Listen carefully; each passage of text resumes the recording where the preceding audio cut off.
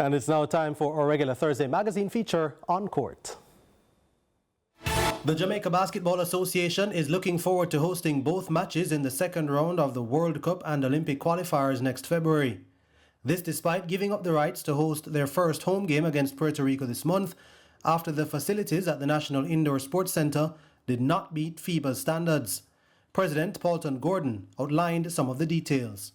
The main issues that FIBA had with the space was that the lighting was not adequate, which is easily corrected.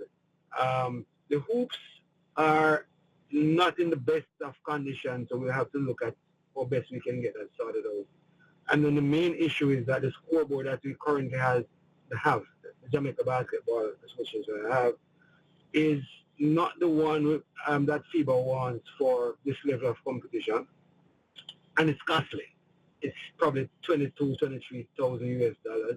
So to get everything in place within 2 months would have been a stretch.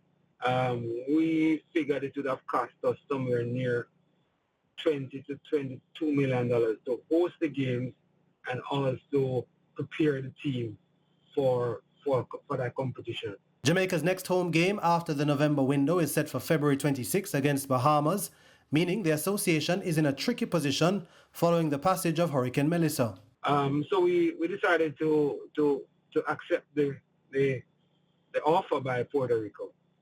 They have agreed to host us for both games. So one game is designated as our home game, and the other their home game between November 28th and December 1st. They'll cover our costs as it relates to accommodation, meals, practice venues for the 5 or 6 days that we'll be in Puerto Rico. And we thought at this point in time that would have been the best deal. We're looking forward to host Canada and Bahamas. And that's where we close another page in our series for On Court. Until next week, same time, same place.